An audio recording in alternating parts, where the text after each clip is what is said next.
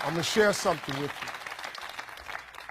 I'm going to tell you something that every successful person has to do, including you. Believe it or not, every successful person in this world has jumped. I'm going to tell you what I mean by that. You are going to have to jump. You cannot just exist in this life. You have got to try to live. If you are waking up thinking that there's got to be more to your life than it is, man, believe that it is. Believe in your heart of hearts that it is. But to get to that life, you're going to have to jump. I'll tell you why I call it jumping. See, God, when he created all of us, he gave every last one of us a gift at birth. He never created a soul without endowing them with a gift. You just got to quit looking at gifts as running, jumping, singing, dancing. It's more than that. It's if you know how to network, if you can connect dots, if you draw, if you teach. Some of y'all fry chicken better than anybody else, bake pie. Some of you cut hair, color hair. Some people do grass. I got a partner, man, never wanted to go out with us because we stayed out too late. Come on, man, go out with me. Now I got to get up early, Mom, cutting Miss Johnson's grass. We kept laughing at this dude, cutting grass. How much they pay you? He got a landscaping company in Cleveland worth $4 million. Because all he do is cut grass. But he was gifted at it. I got a partner on a detail shop, make $800,000 a year detailing cars. He got 6 mobile trucks running around. $800,000 a year. All he do is detail cars. That's his gift. That's what he loved to do. You've got to identify that gift. Now listen to me. When you see people in life, when you're standing on the cliff of life and you see people soaring by, when you see people soaring, going to exotic places, you hear about them doing wonderful things. Maybe you look up the street and your neighbor just gets a car every year, every 2 years. You know, how is he doing that? Have you ever thought, maybe this person right here has identified their gift and is living in their gift? Because your Bible says, your Bible says your gift will make room for you. Your gift, not your education. You go get an education, that's nice. But if you don't use your gift, that education only going to take you so far, man.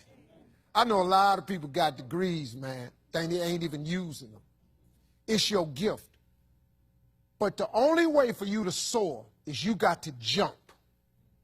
You got to take that gift that's packed away on your back. You got to jump off that cliff and pull that cord. That gift opens up and provides the soar. If you don't ever use it, you're going to just go to work.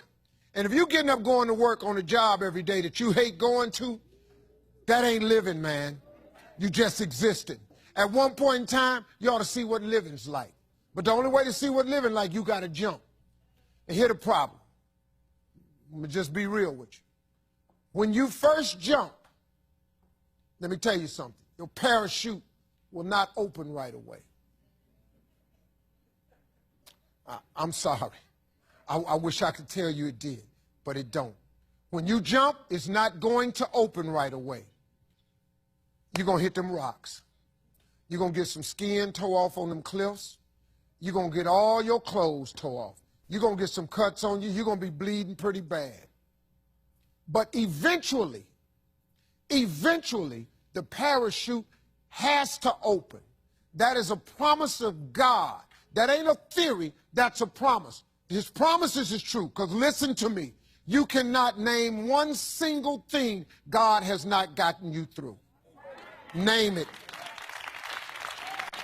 And if he ain't got you through it, he currently pulling you through it right now. And the living proof of it is you sitting in here. If he hadn't got you through it, you wouldn't even be here. So if he ain't never not got you through it, why would he not let your parachute open? It has to open, man. But you got to jump, though. Now, here's another thing. You can play it safe and deal without the cuts and the tears.